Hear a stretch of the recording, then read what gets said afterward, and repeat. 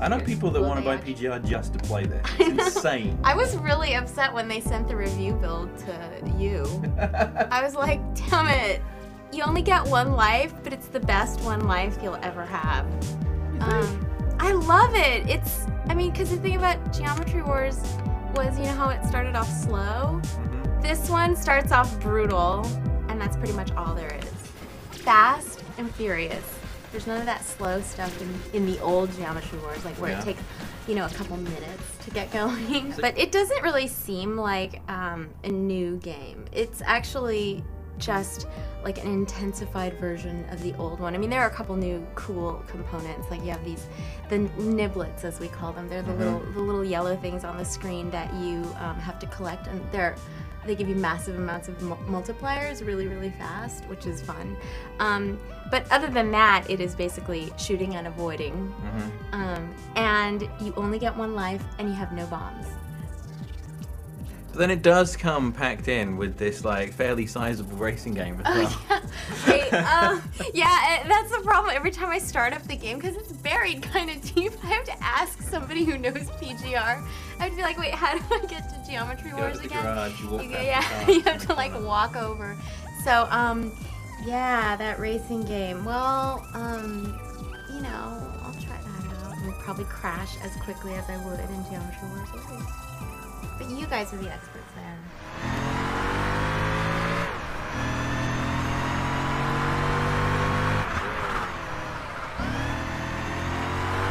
You know, it really felt a lot like the last one. First hour bored me senseless.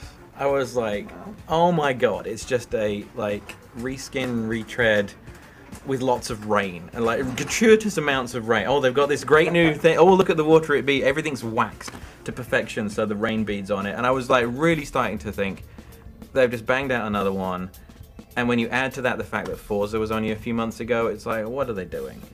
Even the menus have little rain droplets. Everything it's dripping. Everything's wet. And the whole like motorcycle thing just seemed really gratuitous and made me like, it took me the longest time to find a way of riding the bikes where I could actually physically handle it.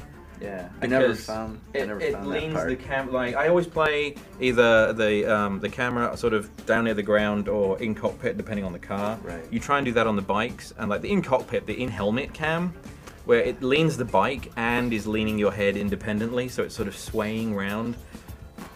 I've never felt motion sickness from a game before, but this one, I was just like, I can't do it. I'm not going to be able to play this game. But what I found was that once I got through that initial hour, where it was just like, you're doing like, it's trying to mix it up, and it's doing races, and then you're running through cones, and everything feels very narrow and it's got that claustrophobic vibe early on that PGR3 had. But then, there were two things happened where it won me over. One was, I don't know what the bike was, but there was a bike where I didn't feel completely out of control, and I actually kind of enjoyed it, and I was doing wheelies and endos and stuff. But then, the thing that really got it for me was the Tesla Roadster versus the Testarossa.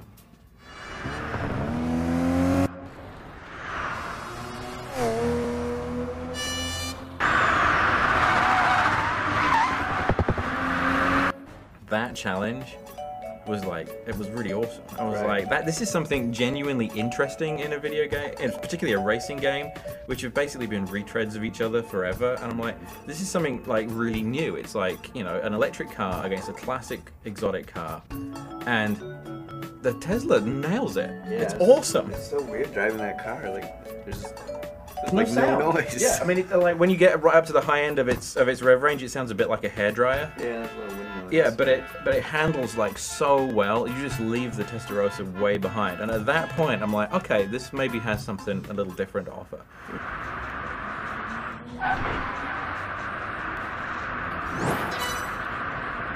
About buying an electric car now? Well, Testarossa is like $200,000, so I don't think so.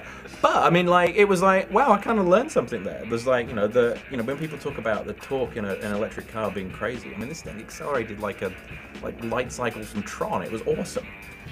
Yeah, the big moment for me was that that lap that you do at Nürburgring in the snow in a Maserati 250F. Yeah. I mean, it's a crazy car to be driving in the snow. It's like this 1950s Formula 1 car. super famous. I don't think I've ever seen it in another game before. No. And well, some old simulations on the PC used to do like classic racing cars. Like some old, there was an old Sierra racing game that had stuff like that in it. There was like Grand Prix Legends. Yeah, those probably had. Yeah.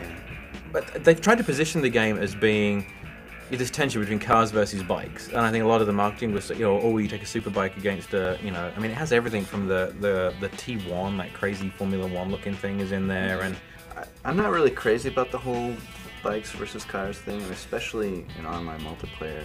If you're on a bike, you just get like run over, like literally. It's almost impossible. But what I found was it was actually like this game of these little moments every now and then that kept you interested. Because there is a lot of tedious stuff in between where you are just sort of plodding through the career mode, like pulling stuff off, and the cars are getting gradually better. But then every now and then it'll do something like the classic cars or the unusual matchups or some like crazy challenge that it kind of wins you over again and keeps you going. The line where Forza and PGR meets is sort of a little blurred. It's by no means as hardcore sim-like, and they've tried to do some sort of arcadey thing, but it's still, I think if you're into cars but not really anal about it, this has a lot of things that you would want. But I think early on, those very narrow tracks, particularly the stuff in Vegas and some of the stuff in Europe, it's a bit frustrating. You're just banging off the sides, but when you get to some of the race tracks and the Nürburgring, when it's really open, you start to get a feel for sliding a car. Like, you know, I did one race on the Nürburgring with an M5 and just like slid it round, and like when you do nail it, I mean, it feels fantastic. Yeah.